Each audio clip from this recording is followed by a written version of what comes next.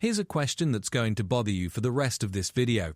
If two people earn the exact same salary, live in the same city, and start working at the same age, why does one of them retire comfortably at 62, while the other is still working at 71, stressed about whether their savings will last?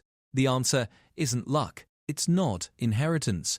It's not even about being cheap or frugal in some painful way. The answer is something far simpler, and honestly, a little unsettling once you see it.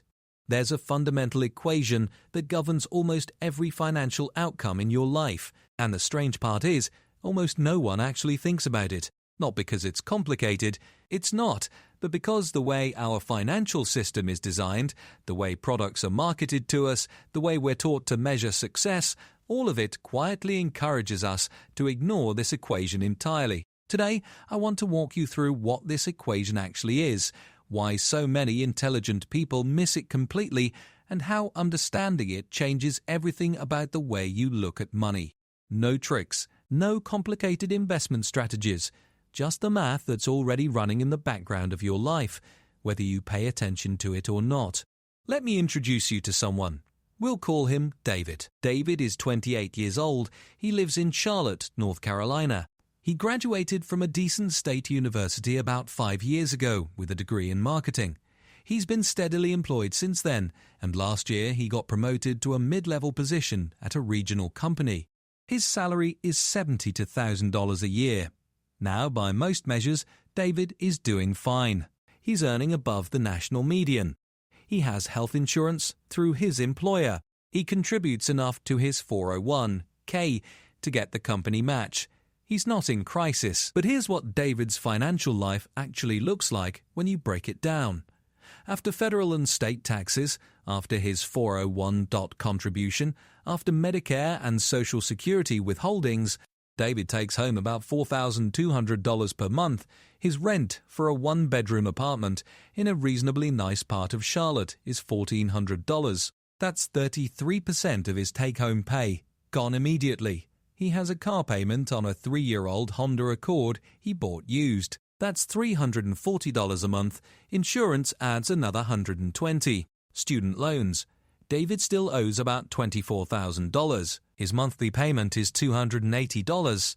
He has one credit card with a balance of around $4,000. He's been carrying it for a while, paying maybe $150 a month, sometimes just the minimum.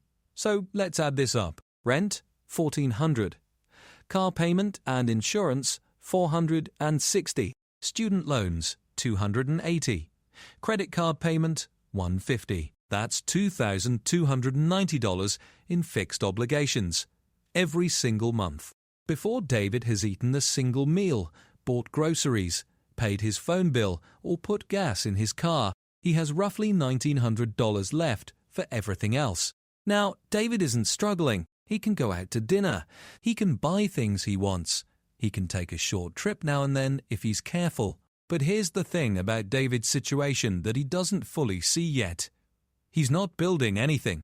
After 5 years of working, after earning well over $300,000 in total income, David has about $8,000 in his checking account, maybe $11,000 in his 401, and a net worth that's actually negative once you account for his debts.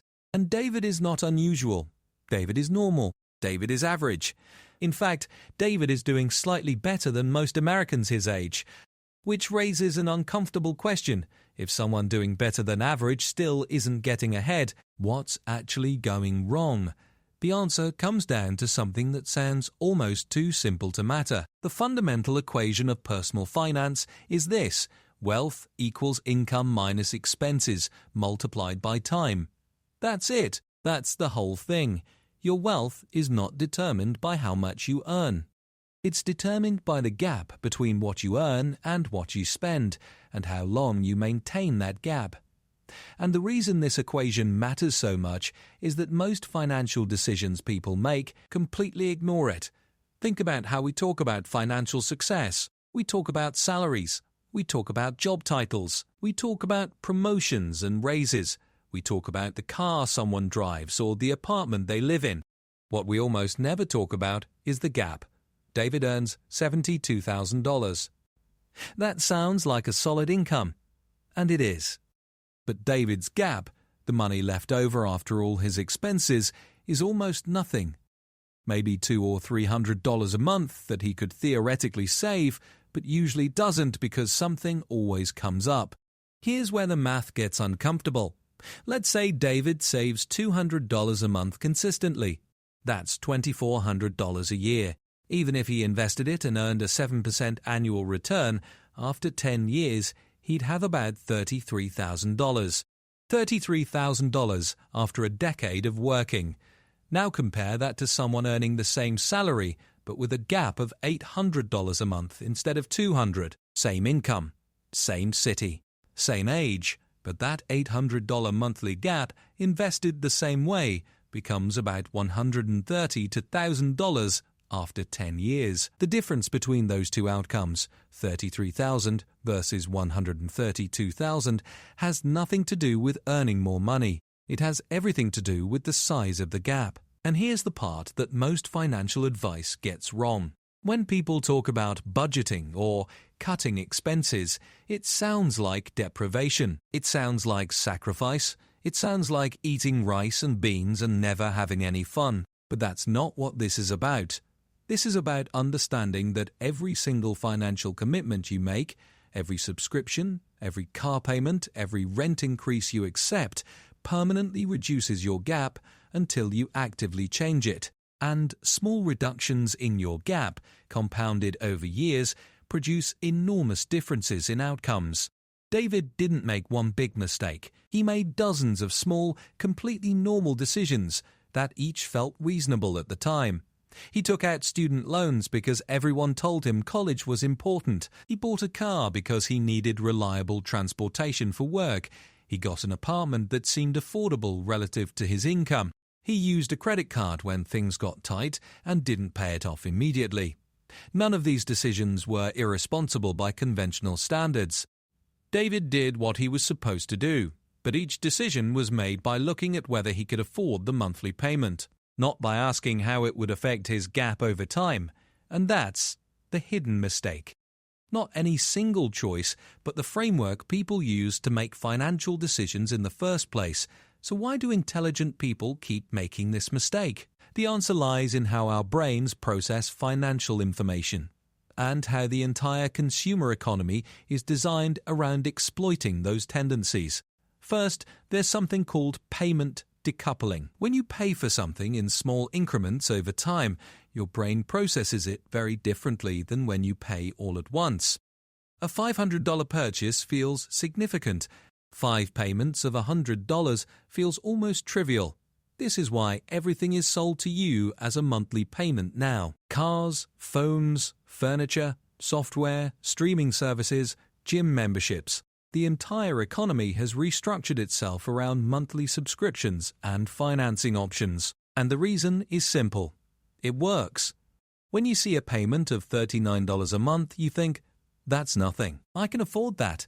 You don't naturally multiply it by 12 or by 60 or think about what that money could become if you didn't spend it. David's $4,000 credit card balance didn't happen overnight. It accumulated slowly, $40 here, $80 there, each purchase feeling completely reasonable in the moment. Second, there's lifestyle creep. And this one is particularly insidious because it happens so gradually you don't notice it. When David got his first job out of college, he was earning $42,000. He had a roommate. He drove an older car. He ate at home most nights. And honestly, he was fine. He wasn't suffering. As his income grew, his lifestyle grew with it. Not dramatically, just proportionally. A little nicer apartment, a newer car, more dinners out, better clothes. Each upgrade felt earned. Because it was earned, David worked hard for those raises. But here's what happened to his gap during that time. It stayed exactly the same. Sometimes it got smaller. David's income went up by $24,000 over 5 years. His gap went up by almost nothing. And this is the default outcome for most people, not because they're irresponsible, but because nothing in our environment encourages you to protect the gap. Everything encourages you to spend according to your income. Think about it. When you get a raise, what happens? Your real estate agent tells you that you can now qualify for a nicer apartment. Your car dealer tells you that you can now afford a better car. Credit card companies increase your limit. Ads start targeting you for premium products. The entire system is calibrated to absorb every increase in income through increased spending. Third, there's social comparison. David lives in a world where the visible markers of success are all about consumption. The car you drive, the neighborhood you live in, the restaurants you post about on social media, the vacations you take. What's not visible is someone's gap. You can't look at a person and see their savings rate.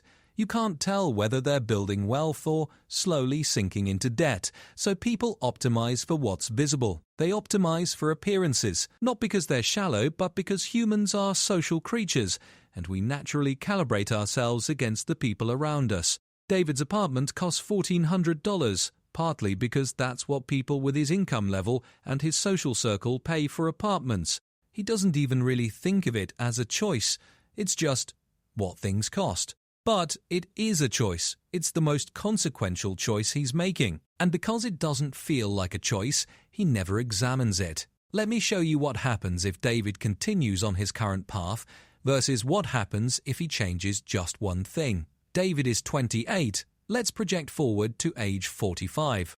If David maintains his current gap of about $200 a month in actual savings, and his income grows at a typical rate while his lifestyle continues to grow with it, at 45, David will have somewhere between $80,000 and $100,000 in retirement savings, probably still have some debt, and be increasingly anxious about whether he's on track for retirement. The answer, by the way, will be no, he won't be on track. Not because he did anything wrong by society's standards, but because a $200 gap, even over 17 years, simply doesn't compound into enough money to replace your income. Now, here's the alternative scenario. Let's say David sits down today and makes changes that increase his gap to $800 a month. Not $1,000, not $1,500, just $800. Maybe he moves to a slightly cheaper apartment when his lease is up. Maybe he drives his current car for 3 more years instead of upgrading. Maybe he pays off that credit card and doesn't carry a balance again. Maybe he cancels a few subscriptions he barely uses. None of this requires dramatic sacrifice. None of this means David can't enjoy his life. It just means being intentional about which expenses actually make him happier and which ones are just default choices that accumulated over time. With an $800 monthly gap invested reasonably, David hits $250,000 by 45. Maybe more if his income grows and he keeps his lifestyle stable. That's the difference between retiring with anxiety and retiring with options. And here's the part that people don't talk about. The psychological difference is even bigger than the financial one. When your gap is thin, you live in a constant low-grade state of financial stress. Every unexpected expense feels like a crisis. Every month feels tight. You're always one car repair or medical bill away from going backward.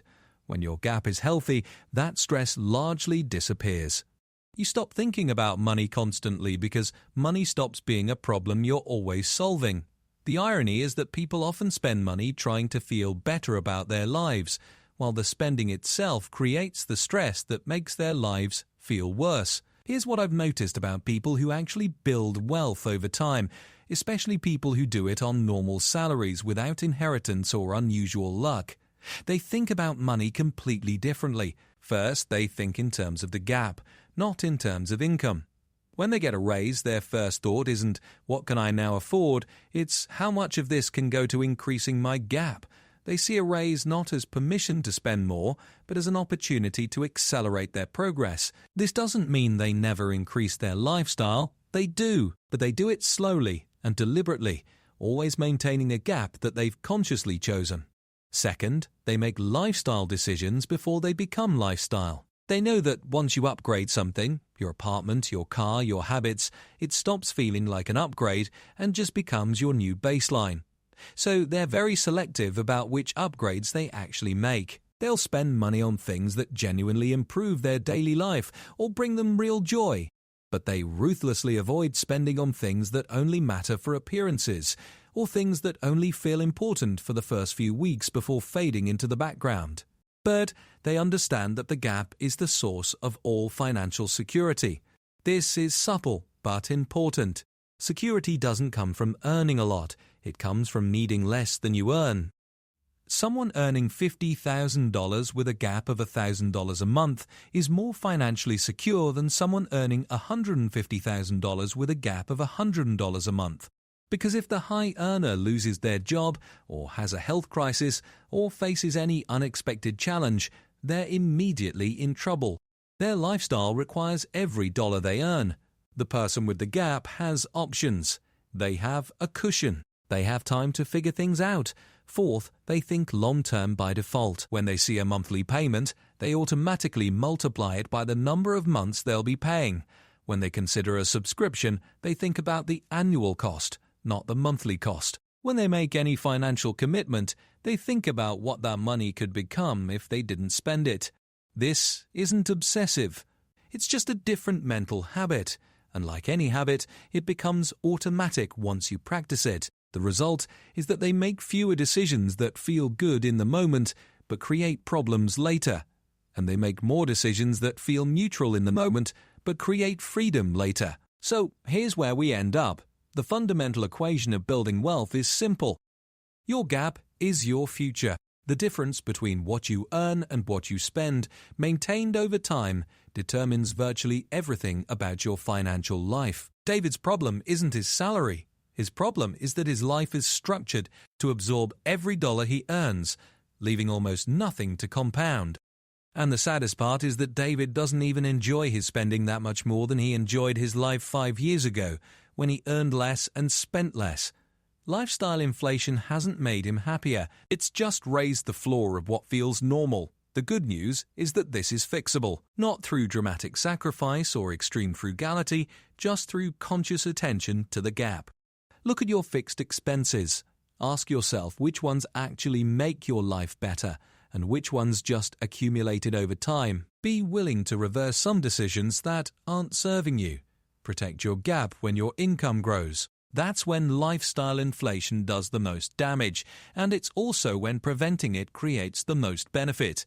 Think long-term about short-term decisions. Train yourself to see the monthly payment as what it really is, a permanent reduction in your gap until you actively change it. You don't have to be anxious about money. You don't have to live small. You just have to understand the equation that's already running and make sure it's running in your favor instead of against you. That's it. That's the whole thing. If this helped you think about money a little differently, consider subscribing. I'll see you in the next one.